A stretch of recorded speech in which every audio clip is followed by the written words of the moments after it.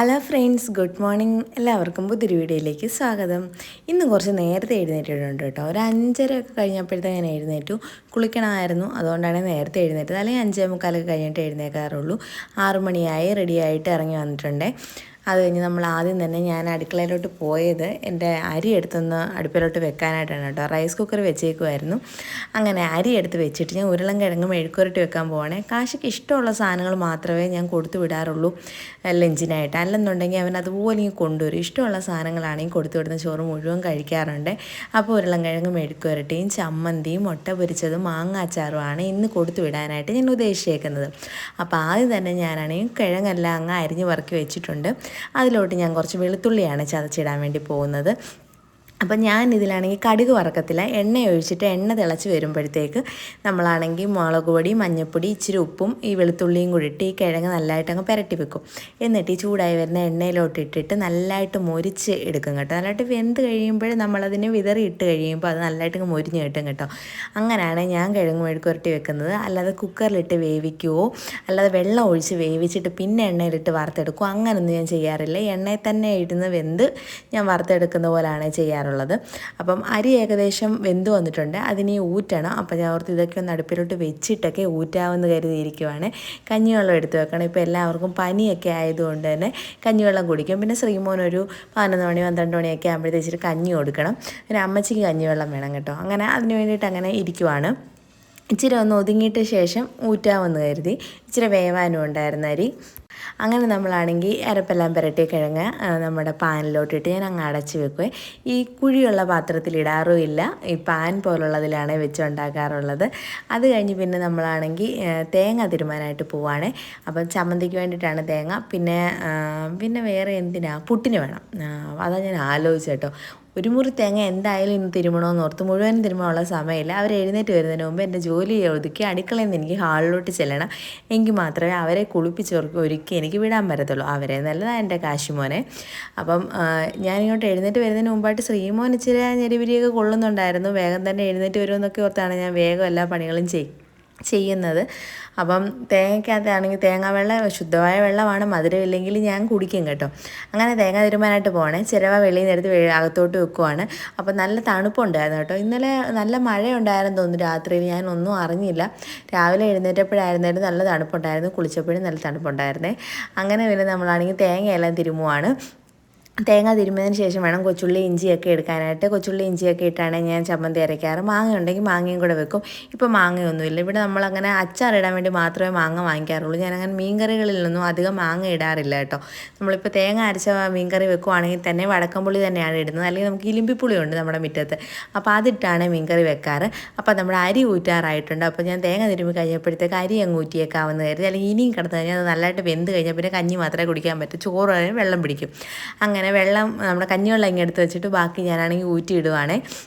അപ്പോൾ കഞ്ഞി എല്ലാവർക്കും ഇഷ്ടമാണെങ്കിൽ ഈ ചോറ് കൊടുത്തു വേണ്ടത് കൊണ്ട് തന്നെ നമുക്ക് അങ്ങനെ ആക്കി എടുക്കാൻ പറ്റത്തില്ല. അല്ലെന്നുണ്ടെങ്കിൽ കാശിക്ക് കൊടുത്തു വേണ്ടതുകൊണ്ട്, അല്ലെന്നുണ്ടെങ്കിൽ കഞ്ഞി ആയാലും ഞങ്ങളെല്ലാവരും ഉച്ചയ്ക്കായാലും കുടിക്കും കേട്ടോ. അങ്ങനെ നമ്മൾ കഞ്ഞിവെള്ളമൊക്കെ എടുത്ത് വെച്ചതിന് ശേഷം ചമ്മന്തിക്കുള്ള തേങ്ങ എടുക്കുവാണ്. പുട്ടിനുള്ള തേങ്ങയാണ് മാറ്റി വെക്കുന്നത്. അപ്പം അതിലോട്ട് ഇനി നമ്മൾ മുളക് പൊടിയും ഉപ്പും ഇഞ്ചിയും കൊച്ചുള്ളി അത്രയാണ് ഇടുന്നത്. അത്ര ഇട്ടിട്ട് നമ്മളങ്ങ് അരച്ചെടുക്കുകയാണ് ചെയ്യുന്നത്. ഈ ചമ്മന്തി അരയ്ക്കുന്നതും ഈ മെഴുക്കുവരട്ടി വെക്കുന്നതൊക്കെ എല്ലാവർക്കും അറിയാമെന്ന് എനിക്കറിയാം കേട്ടോ. പിന്നെ ഞാൻ എൻ്റേതായ രീതിയിലുള്ള കാര്യങ്ങൾ നിങ്ങളുടെ അടുത്തൂടെ പറഞ്ഞു തന്നു എന്നുള്ളത് മാത്രമേ ഉള്ളൂ കേട്ടോ. പിന്നെ ഞാൻ പറയാൻ വന്നൊരു കാര്യം എന്ന് വെച്ചാൽ, കഴിഞ്ഞ ദിവസം ഞാനൊരു ഫുഡ് ഈറ്റിംഗ് ചലഞ്ച് ഇട്ടിട്ടുണ്ടായിരുന്നു. അതിൽ കുറേ പേര് അത് ഫണ്ണായിട്ട് തന്നെ എടുത്തു. അതിൻ്റേതായ രീതിയിൽ കമൻറ്റുകളിട്ടു. ഞാൻ ഇൻസ്റ്റയിലും ഫേസ്ബുക്കിലും നമ്മുടെ യൂട്യൂബിലും എല്ലാ വീഡിയോ പോസ്റ്റ് ചെയ്തിട്ടുണ്ടായിരുന്നു. ഞങ്ങളാണെങ്കിൽ തന്നെ ഒരുപാട് എൻജോയ് ചെയ്ത ഒരു ഗെയിമായിരുന്നു കേട്ടോ അത്.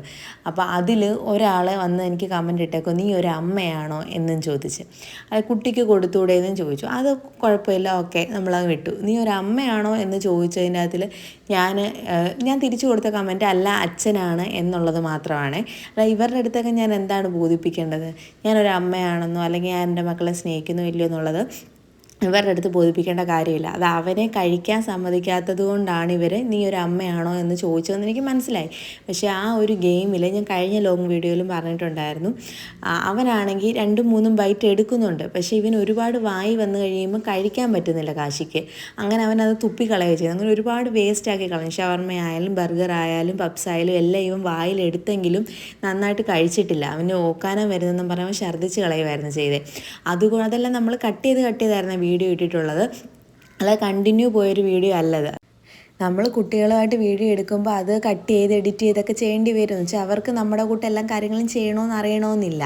അതുകൊണ്ട് തന്നെ അവനാണെങ്കിൽ ഛർദ്ദിക്കണമെന്ന് പറഞ്ഞപ്പോൾ നമ്മളത് നിർത്തി, അത് വീഡിയോ കട്ട് ചെയ്തിട്ട് നമ്മളത് ചെയ്യുകയൊക്കെ ചെയ്തിട്ടാണ് കേട്ടോ പിന്നെ വീഡിയോ ഇട്ടത്. അപ്പം അതുകൊണ്ടാണ് ലാസ്റ്റ് ആയപ്പോഴത്തേക്ക് അവൻ ഫുഡ് കഴിക്കാതെ വെള്ളം മാത്രം കുടിച്ചത്. അവനാണെങ്കിൽ ഫുഡ് കഴിക്കാൻ പറ്റുന്നില്ല. അവനത് കഴിച്ചിട്ട് എന്തോ ഒരു തോന്നിയതുകൊണ്ട് അവൻ കഴിച്ചില്ല. നമ്മളത് ഓടി ആ ഒരു ഗെയിമിൻ്റെ സ്പിരിറ്റിൽ ഞങ്ങൾ കളിച്ചുകൊണ്ടിരിക്കുവാണ്. അപ്പോഴാണ് അത് കണ്ടിട്ടാണ് ഒരാൾ ഇങ്ങനെ ചോദിച്ചേക്കുന്നത്, നീ ഒരു അമ്മയാണോ എന്ന്. ഇവർക്കൊക്കെ ഞാൻ എന്തോ മറുപടി പറയാൻ, അതുകൊണ്ട് ഞാൻ കൂടുതലൊന്നും പറയാനും പോയില്ല. എല്ലാവരും ഗെയിമിൻ്റെ സ്പിരിറ്റിൽ എടുക്കുക, അല്ലാതെ ചുമ്മാ ആവശ്യമില്ലാത്ത കാര്യങ്ങൾ പറയാൻ വരാതിരിക്കുന്നതാണ് നല്ലത്. അതുമാത്രമല്ല, അവരുടെ അക്കൗണ്ട് കയറി നോക്കിയപ്പോൾ ആകെ 5 ഫോളോവേഴ്സ് അങ്ങനെ എന്തോ ഉള്ളവർക്ക്.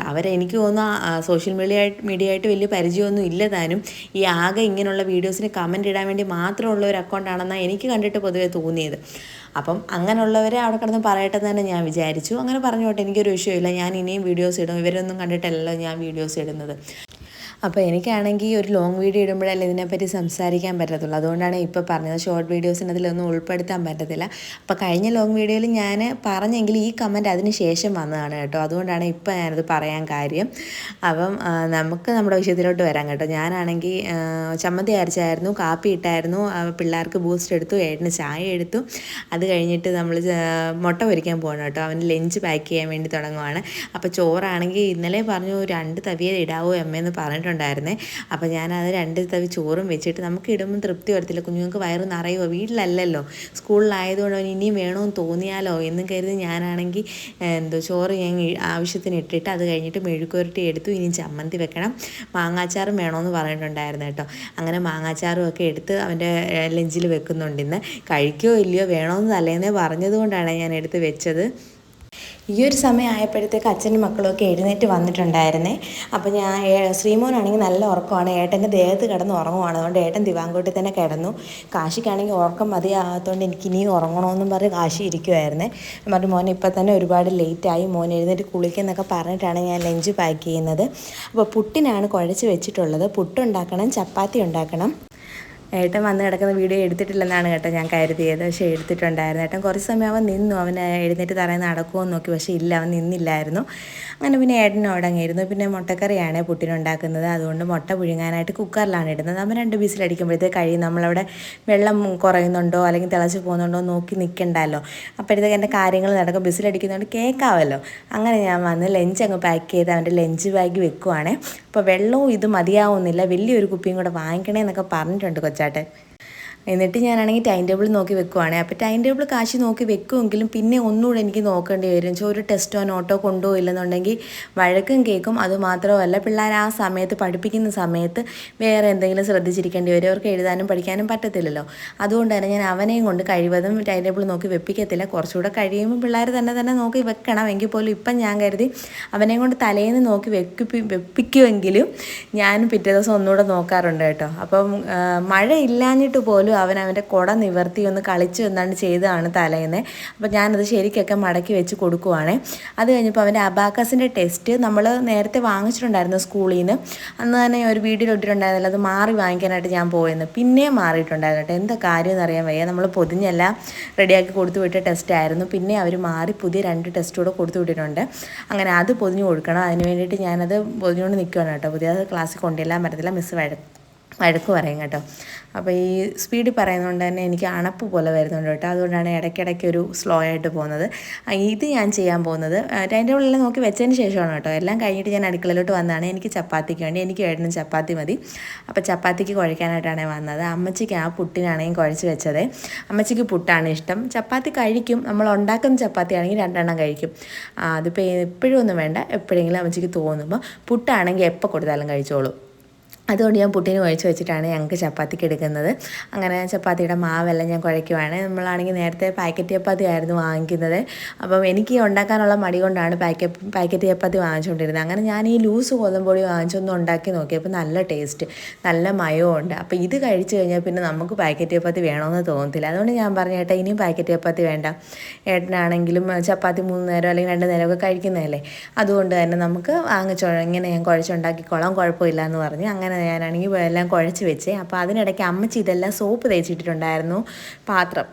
കുഴച്ച മാവെടുത്ത് അടച്ചു വെച്ചിട്ടാണ് ഞാൻ ബാക്കി പാത്രങ്ങളൊക്കെ കഴുകി വെക്കുന്നത്. അമ്മച്ചി കഴുകി വെച്ചിരുന്ന പാത്രങ്ങളായിരുന്നു, കഴുകിയെല്ലാം സോപ്പിട്ട് വെച്ചിരുന്നായിരുന്നു. അങ്ങനെ ഞാനത് കഴുകി വെച്ചതിന് ശേഷം കാശി അപ്പോഴത്തേക്ക് കുളിച്ചിട്ട് ഇറങ്ങിയിട്ടുണ്ടേ.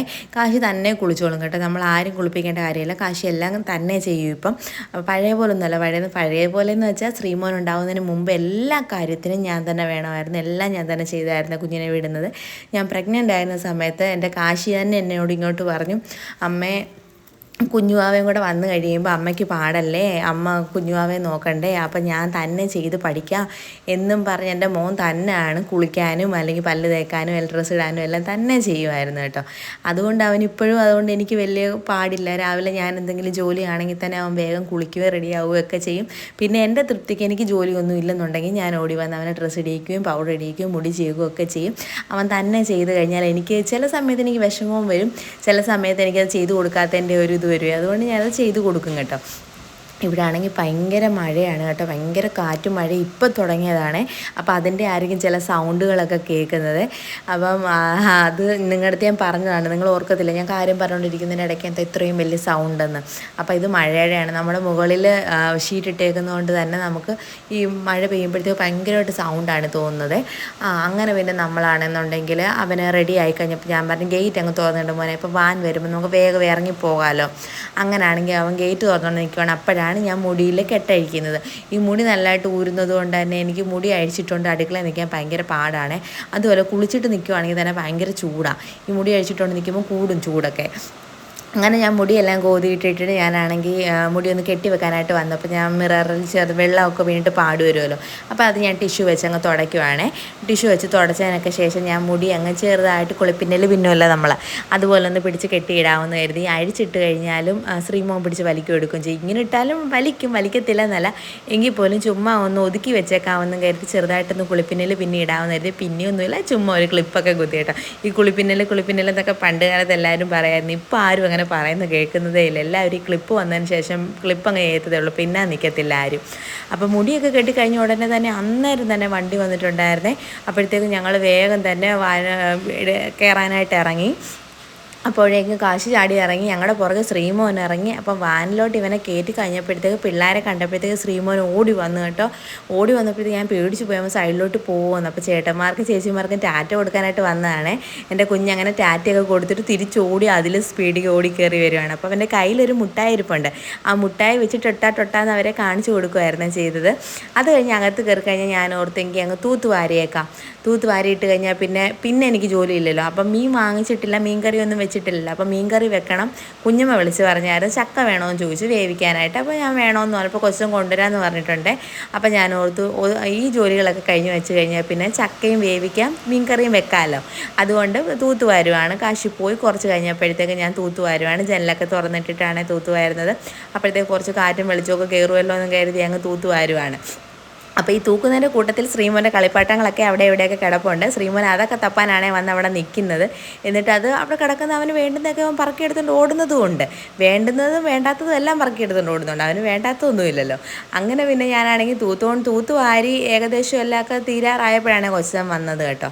അപ്പം നമ്മുടെ സിറ്റ് ഔട്ടിൽ ഞാൻ എന്നും നല്ല വൈകുന്നേരം നമ്മൾ വിളക്കത്തിക്കുന്നതിന് മുമ്പായിട്ട് തൂക്കുന്ന ഉടനെ ഈ മാറ്റെല്ലാം എടുത്ത് കുടഞ്ഞിട്ടിട്ട് തൂക്കുന്നതാണ്. അതുകൊണ്ട് രാവിലെ ആകുമ്പോൾ അത്ര ഇത് കാണത്തില്ല. പക്ഷേ ഉച്ചയ്ക്കൊക്കെ നല്ല മണ്ണായിരിക്കും. അന്നേരം നമ്മൾ പിന്നെ ഒന്നുകൂടെ കുടഞ്ഞിട്ടിട്ട് തൂക്കേണ്ടി വരും. അങ്ങനെ തൂത്തെല്ലാം വാരിക്കൊണ്ട് നിന്നപ്പോഴാണ് കൊച്ചൻ വന്നത് ചക്കയായിട്ട്. കൊച്ചനാണെങ്കിൽ പണിക്ക് പോകണമെന്ന് പറഞ്ഞു. ചക്കയും കൊണ്ട് ഇങ്ങനെ വന്നതാണ്. നമ്മൾ അങ്ങോട്ട് ചെല്ലുമെന്ന് ചോദിച്ചതാണ്. അപ്പോൾ കൊച്ചൻ പറഞ്ഞു വേണ്ട കൊടുത്തിട്ട് വരാം, ശ്രീമോനെ കണ്ടിട്ട് 2-3 ദിവസമായി.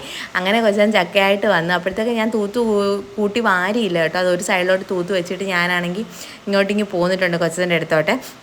വന്ന് ചക്കയൊക്കെ നോക്കി പഴുത്തയാണോ പച്ചച്ചക്കയാണോ എന്നൊക്കെ. കറി വെക്കാൻ ചക്ക വേണമെന്നാണ് ചോദിച്ചത്. അപ്പോൾ ഉറപ്പുണ്ടോ ഇല്ലെന്നൊക്കെ നോക്കിയതാണേ. അത് കഴിഞ്ഞിട്ട് ഞാനാണെങ്കിൽ പുട്ടിൻ്റെ മാവ് കൈയൊക്കെ കഴുകിയിട്ടാണ് കേട്ടോ ചെയ്യുന്നത്. അത് എല്ലാവരും ശ്രദ്ധിക്കണേ, അല്ലെന്നുണ്ടെങ്കിൽ പറയും ഈ ഞാൻ പറഞ്ഞില്ലേ ഇൻസ്റ്റയിൽ ആ കമൻറ്റ് ഇട്ടവരൊക്കെ എൻ്റെ യൂട്യൂബിലെ ചാനൽ കാണുന്നുണ്ടെങ്കിൽ പറയും അവൾ കണ്ടോ അവൾ ആ പെരക്കൊക്കെ എല്ലാം തൂത്തിട്ട് വന്നിട്ട് ഉടനെ പുട്ടിൻ്റെ അകത്ത് കൈ ഇട്ടെന്ന് പറയും. ഞാനാണെങ്കിൽ തൂത്തിട്ട് വന്നിട്ട് കൈ കഴുകി കേട്ടോ. കൈ കഴുകിയിട്ടാണ് ഞാനാണെങ്കിൽ പുട്ടുകുറ്റിയിലോട്ട് പുട്ടിൻ്റെ പൊടി നിറച്ചുകൊണ്ടിരിക്കുന്നത്. അപ്പോൾ നമ്മളിതെല്ലാം ശ്രദ്ധിക്കണം. ഞാൻ ചിലപ്പം വീഡിയോ എടുത്തില്ലെങ്കിൽ പോലും കാണുന്നവരോർക്കും കണ്ടോ അവൾ കൈ കഴുകുന്ന വീഡിയോ ഇട്ടില്ലല്ലോ, അവൾ കൈ കഴുകാതാണ് അപ്പോൾ അത് ചെയ്തതെന്ന് പറയുവേ. അതുകൊണ്ട് ഞാനങ്ങ് പറഞ്ഞതെന്നുള്ള എല്ലാവരും ഇല്ല, ചുരുക്കം ചിലർ അങ്ങനെയൊക്കെ ഉണ്ട്. നമ്മൾ നല്ലത് ചെയ്യുന്നതൊന്നും കാണത്തില്ല. നമ്മൾ എന്തെങ്കിലും ഒരു തെറ്റ് ചെയ്താൽ അത് തന്നെ നോട്ട് ചെയ്ത് അതിന് കമൻ്റ് ഇടാൻ വേണ്ടിയിട്ട് കുറേ ആൾക്കാരുണ്ട്. അവരെ പറ്റിയാണ് ഞാൻ പറഞ്ഞത്. അപ്പം എൻ്റെ നല്ല നല്ല കുറേ ഫ്രണ്ട്സുകളുണ്ട്. എനിക്കാണെങ്കിൽ കഴിഞ്ഞ ലോങ് വീഡിയോയ്ക്കകത്തിൽ ഒരുപാട് കമൻറ്റുകൾ വന്നു, ഒരുപാട് ലൈക്കുകൾ വന്നു, ഒരുപാട് പേരെൻ്റെ വീഡിയോസ് കണ്ടു. അതൊക്കെ കണ്ടപ്പോൾ എനിക്ക് ഒരുപാട് സന്തോഷമായിട്ടോ. എൻ്റെ ലോങ് വീഡിയോ ഒന്നും ഇത്രയും കയറി പോയിട്ടില്ല. ആ വീഡിയോ 10K പുറത്തിപ്പോൾ കയറിയിട്ടുണ്ട്. അത് കണ്ടപ്പോൾ തന്നെ ഒരുപാട് സന്തോഷമായി. ഒരുപാട് ലോങ് വീഡിയോ ഇടണമെന്ന് പറഞ്ഞു. അപ്പോൾ എനിക്ക് സമയമില്ലെങ്കിലും എൻ്റെ വീഡിയോസ് കാണാൻ ആഗ്രഹിച്ച ആൾക്കാർ ഇരിപ്പുണ്ടെന്ന് അറിഞ്ഞതുകൊണ്ടാണ് ഞാൻ ഈ ലോങ് വീഡിയോസൊക്കെ ചെയ്യുന്നത് കേട്ടോ. അപ്പം ഇതൊക്കെ ഞാൻ നിങ്ങളുടെ അടുത്ത് പറഞ്ഞില്ലെങ്കിൽ വേറെ ആരുടെ അടുത്ത് പറയാനാണ്. എനിക്കിപ്പോൾ ഇങ്ങനെയല്ല പറയാൻ പറ്റത്തുള്ളൂ. അതുകൊണ്ട് ഞാൻ പറഞ്ഞതാണ്. അത് കഴിഞ്ഞ് നമ്മൾ ചപ്പാത്തി പരത്തുവാണേ. അപ്പം രാവിലെ 8:30 9 മണിയൊക്കെ ആകുമ്പോഴത്തേക്ക് കഴിക്കും. ഏട്ടന് പോകണമല്ലോ. അപ്പോൾ എല്ലാവർക്കും എനിക്കും ഏട്ടനുള്ള ചപ്പാത്തി, ശ്രീമോനും ചപ്പാത്തി കഴിക്കും. അപ്പോൾ മുട്ടക്കറി അമ്മച്ചിയാണേ വെച്ചത്. അപ്പോൾ എന്നോട് ചോദിച്ചിട്ട് ഞാൻ മുട്ടക്കറി വെക്കട്ടെ, ഞാൻ പറഞ്ഞു ആ വെക്ക്.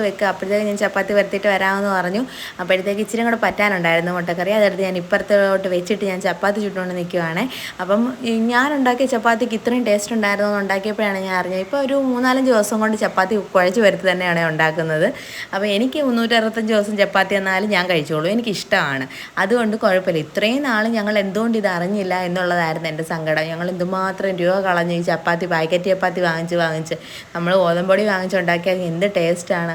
അപ്പം ഇനിയിപ്പോൾ ഇങ്ങനെ തന്നെ ഉള്ളൂ. പിന്നെ രാത്രി സമയങ്ങളിൽ വല്ലതും കുഴച്ച് വരുത്താൻ വയ്യായെങ്കിൽ ഞങ്ങളൊരു പാക്കറ്റ് ചപ്പാത്തി വാങ്ങിക്കും, അത്രയേ ഉള്ളേ. എന്നിട്ട് എല്ലാവരും കൂടെ ഞങ്ങളങ്ങ് കഴിക്കാനിരുന്നിട്ടുണ്ട്.